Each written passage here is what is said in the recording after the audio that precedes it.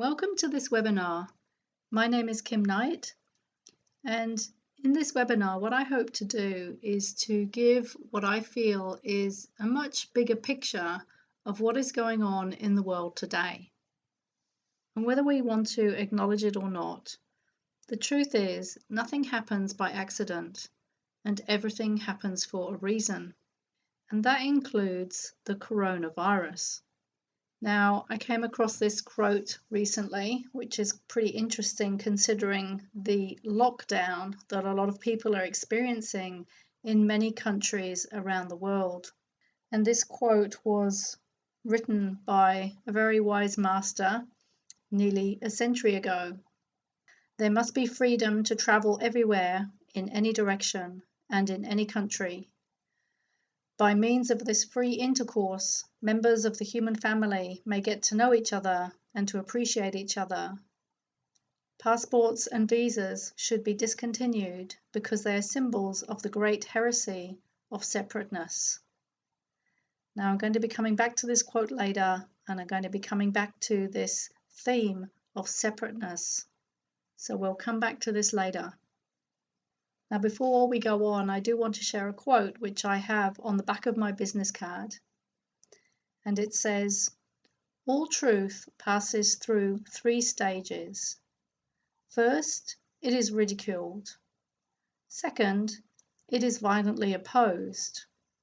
Third, it is accepted as self-evident." And that was said by Arthur Schopenhauer. And the reason I have this on the back of my business card, and I could have chosen from 100 quotes to put on my business card, but this was the one that I put on, because when we learn something new that we haven't learned before, initially we can ridicule it and even oppose it violently. But ultimately, once our mind opens and we're ready and willing to see things differently, and to accept the truth, then it becomes self-evident. And the reason I'm sharing this quote here is that some of what I may be sharing today in this webinar may cause you to ridicule or violently oppose what I'm about to say. And if so, I'd like you to bear this quote in mind and keep an open mind. Now, we live in a universe of cause and effect, where actions have consequences, and we reap the rewards of our actions. There is no other way. One word for this is karma, and I'm sure you've heard of that word. And we could say that humanity is currently reaping the rewards of its actions. Humanity being the collective number of human beings on the planet. And as we say, what goes up must come down. And actions have consequences, and causes have results. And this is what we're experiencing right now, whether we like it or not. So what are these actions that humanity has been doing? Well, one of them is ignorance, which means ignoring the truth. And what we've been ignoring and unaware of is how we're thinking and behaving and the consequences of our thinking and actions. And we have been unaware of how we've been treating ourselves, others, and the planet.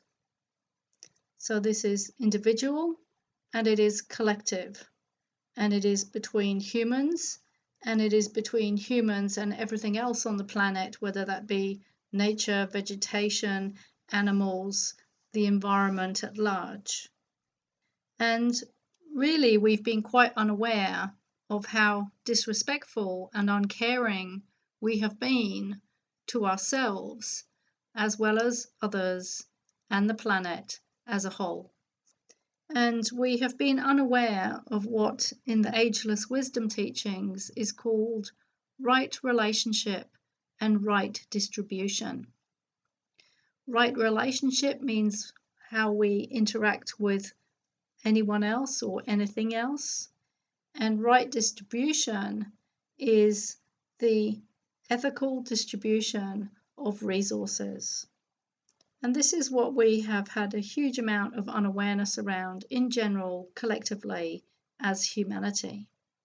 But the universe is intelligent and caring. And just like a parent will admonish and guide a child, the universe is bringing humanity back on track. And it often does this through calamities. And it's a harsh lesson, but it's one that we need to learn. And boy, are we going to learn it if we're wise. We will get the lesson from this experience that is happening collectively to the planet. And really, we can say it's a balancing act. The universe is recalibrating, and we have to remember that we are not separate from the rest of the world and from the universe. We tend to think we're separate, and I'm going to go more into this in the webinar, but we're not. We are part of it. Often we think we're separate from nature, but we are part of nature. So let's take a look at the bigger picture and three of the biggest culprits of our troubles: fear, separatism, and materialism. Let's start with materialism. We live in a material world, which means we live in a world of matter, where on a societal level, consumerism, especially in the first world, has reached epidemic proportions. And one of the laws of the universe is the law of yin and yang, or balance, where when one extreme is reached, it turns into its opposite. And this is what this yin and yang symbol means. When something reaches its extreme, it has to turn into the opposite. And that is the law of balance. And I can't remember where I saw this quote or heard it, but it is very apt here. The fleeing from the forces of materialism starts the awakening process of humanity. And humanity is being asked to wake up. So what exactly is materialism if we look deeper? Well, it's more than just consumerism, and it's more than just physical matter. It is the descent of spirit into matter, which is known as involution. It is the involution aspect of involution and evolution. And once involution reaches its extreme, it turns back towards evolution, according to this law of balance. We're going to come back to that in a moment, but let's look for a moment at separatism. The great illusion of humanity is the heresy of separateness. And Thich Nhat Hanh says, we are here to awaken from our illusion of separateness. The greatest illusion of this world is the illusion of separation. Things that you think are separate and different are actually one and the same. So what is separation or separatism? And what are the consequences? And how do we feel when we feel separate? What beliefs do we have to feel separate? How do we behave when we feel separate? And what is the alternative? Well, if we are experiencing feelings of separation and separatism, it means that we're thinking and believing that we are separate from each other and also from nature and from all that is. And unconsciously and ignorantly, we believe that what we do is not having an effect on everything else. And this is due to how the mind operates and our use of the five senses, and also more than this. But it creates a feeling of you and me and others, me and the world out there.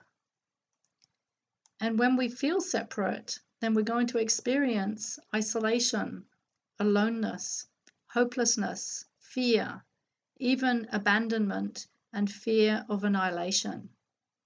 This is what separation and feelings of separation create. And the opposite of separation is unity and connection. Now, if we take a baby as an example, if that baby has experienced some sort of trauma where it feels abandoned, that will create an enormous amount of fear in the baby. Or maybe it could be an adult who has somehow been ostracized, or maybe an adult is feeling alone because of what is happening in their life, either in their personal life or their work life. But actually, if we dig much deeper, we will find that these feelings of separation are deep within us and are often set up during the first few years of our life. But as you're going to see, it goes even deeper than this. So we could say that we have individual separatism and we have collective separatism. In other words, individuals can feel separate, but also this is happening on a collective consciousness level too.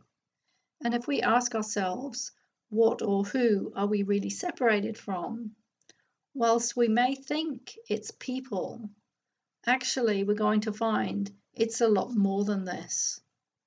And if we really dig deep, we're going to find that it is separation from our true nature, our true self, and separation from a part of ourself which we have become unaware of and ignorant of, and we're even unconsciously ignoring. This is our true separation. In other words, it is separation from everything beyond ourselves. And separation brings fear and insecurity and is not a healthy way to live.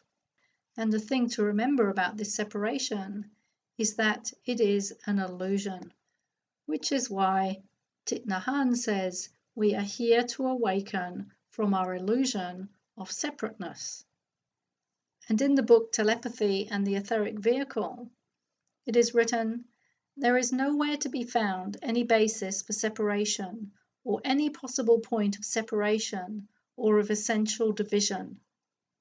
Any sense of separateness is due simply to ignorance and to the fact that certain energies are as yet unable to make adequate impression upon the human consciousness functioning in time and space. Unity is attainable because unity exists, and the sense of separateness is simply the great illusion. So what we're saying here is that separateness is an illusion and unity is the truth. And the reason that we're not experiencing and perceiving unity is because some part of us is unable to do so or is blocking our ability to do so. Now, the real meaning of the word yoga is union. It's not just about going and doing some poses in a class. The word yoga means union. And that union is with true self, true nature, and life itself. So the question is, who are you really? And as it is said, as above, so below. A human is a microcosm of the macrocosm. So let's look at a human, just starting with a human.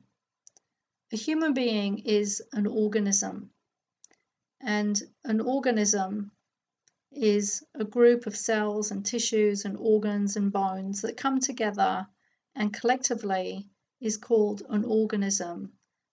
And as we know, everything in our body, in your body, is interconnected. And if you take a moment, and maybe you might like to close your eyes and to perceive your body, you have the skin around your body, which is covering up all your internal organs, your major internal organs like your heart, your lungs, liver, stomach, spleen, colon, digestive system, reproductive organs, all these internal organs. And then you have all the muscles, the tissues, the bones, the brain, everything. Everything is interconnected inside. And whatever happens to any part of your body is immediately registered in every other part of the body, whether that be physical, mental, emotional, energetic, or spiritual. And so we are a totality of mind, body, and spirit. And because of our five senses, and also because of how our mind works, and also because of our ignorance, we think and believe that we are separate from everyone and everything else outside our body. But what if you didn't end at the edge of your physical body? What if you, in other words, your mind, your body, your spirit, are in fact a cell in something bigger? Just like you have trillions of cells inside your body which come together to form an organism, what if you were a cell in a bigger organism? What if you are a cell in humanity? How does that change your perception of what humanity is and your relationship with humanity? And remember, I mentioned earlier the concept of right relationship. How would it be to consider yourself a cell in the organism of humanity? And have you ever thought of it like this before? Does this change your perception of you and other? And what if you are an extension of the greater life rather than separate from it? And then if we take it a step further, what if humanity as a collective is just a cell in something even bigger, in a larger organism? Would this change your perception of what life is, of what the universe is? Now, we tend to think of ourselves on a planet with 7-8 billion people on the planet. And we have to remember that this planet sits in space, and that this planet, the Earth, is just one of several planets in this solar system. And then if you go beyond the solar system, we're just a tiny little dot in the galaxy. And it just goes out and out and out. We don't even know how far.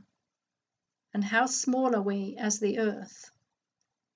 But again, if you bring your perception back to the fact that a human is a cell in the organism of humanity, and humanity and the Earth is a cell in the organism of something bigger, and that we are an extension of the greater life rather than separate from it, does that give you a different perspective on you and life? And remember, we are here to awaken from our illusion of separateness. Now, I always like to look at things in terms of the bigger picture, to try and understand the bigger picture. And one of the ways I like to see this is what I call the surface and the deep, where what we see is just the tip of the iceberg, and what is actually there is underneath, much deeper and much bigger. So the question is, what is life really about? And is there a bigger plan? Is there more than meets the eye? Or are you just here to go to work, make a living, have a couple of children, have a relationship, buy a house, buy a car? Is this what life is about? Or is there a bigger plan and purpose? And what we could say right now is happening for humanity is what is called in the Ageless Wisdom teachings the burning ground. We are in the burning ground of the awakening of humanity. And the burning ground is a time of purging and purification. And this purification applies to us personally as well as collectively. Because remember, we are not separate. There is no separation. We are a cell in the organism of humanity, and humanity is a cell in a greater organism. And one of the laws of the universe is that change is the only constant, or sometimes people say the only constant is change. And the truth is, humanity is evolving, whether we're aware of it or not. And humanity is evolving individually and collectively. In other words, we have personal change and challenges, and we have collective change and challenges. And actually, this evolution is planetary and even cosmic. And humanity is birthing and transitioning into a new age and a new level of beingness. It's evolving to its next higher level. So we are being given a choice. We can keep going down the old way, or we can take a new route. And one of these changes is also what is known as the change of ages, where we're moving from the age of Pisces into the age of Aquarius. And these names are not just some new age fluff. This is astrological reality. Often we hear people talking about the age of Aquarius and new age, all these sort of words, but actually there is deep truth in what is happening. And these cosmic transitions, or astrological transitions, bring with them huge turmoil and conflict on many levels. And this is because of the outgoing energies and the incoming energies hitting up against each other, and due to an overlap of energy, creating chaos and turmoil and challenges. And there are more reasons too, which I'll explain. But from the point of the Aquarian age, it says that it will come fully into being in the year 2117, which is just under 100 years from now. And it is said that we are right in the middle of this 200-year overlap. So much of the reason for current world upheavals and natural disasters and political challenges and anything that is happening in the world at all is due to this astrological transition. But there's much more to it than this. There is a shift going on as humanity is awakening, which we can call a shift in consciousness. And that shift is from duality to unity, from separative consciousness to unity consciousness. Now, the personality has what we can call separative consciousness or duality, whereas the higher aspect of personality is soul in some traditions, and this has unity consciousness. And in this process of evolution, the personality has to recognize and surrender to this higher level of unity consciousness. But it does so kicking and screaming, because surrendering to unity consciousness is death for the personality. And so this shift in consciousness brings a battle between the forces of materialism or matter and spirit as we move on our journey back in evolution from matter to spirit. And in the ancient Hindu culture, this battle is known as the Battle of Kurukshetra, where Arjuna is on the battlefield in the Bhagavad Gita. And this is the battle between the personality and the soul. So as we have reached our maximum state of involution and materialism, the fleeing from the forces of materialism starts the awakening process of humanity. And we could say that humanity is awakening and is being asked to awaken collectively. So many people have been doing this individually, but now this is happening on a collective level. And as ever is the case with change, positive change can be preceded by chaos or be accompanied by chaos. And in the ageless wisdom teachings, this transition is called the transition from the fourth kingdom of humanity to the fifth kingdom of souls. So if we look at the old and the new, we could say that the current or the old is the personality consciousness, which is I consciousness, which is separation and individualism, which represents the fourth kingdom of humanity and represents materialism and involution. And the new is soul consciousness, which is we consciousness, group consciousness, and unity, the fifth kingdom of souls, moving towards spirit through evolution. And really, this journey of the human soul is one of from fear to love, from separation to unity, from personality to soul, from individual to group consciousness. And so what we can see is that life is asking us to transcend separation, which also requires us moving from fear to love. And in our world today, there is so much fear and so many people operating from a place of fear rather than being in a place of love as their natural state. And this is because we have lost our natural state.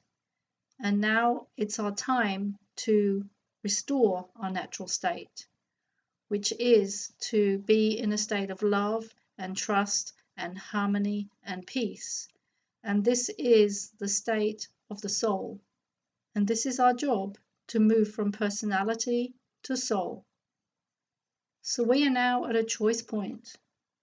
We are now at a point where we are being asked collectively to move from separation to unity, from personality consciousness to soul consciousness, from fear to love. And whatever is being presented to us right now in the world is an opportunity to do so. And our job is to recognize this opportunity and to learn the deeper lessons in what we're being presented with. Because, as ancient masters say, there must be freedom to travel everywhere in any direction and in any country. By means of this free intercourse, members of the human family may get to know each other and to appreciate each other. Passports and visas should be discontinued because they are symbols of the great heresy of separateness. Our job now is to overcome the great heresy of separateness and move towards unity consciousness. So I hope this webinar has been interesting and has given you food for thought, and I wish you all the best in your journey from separative consciousness to unity consciousness.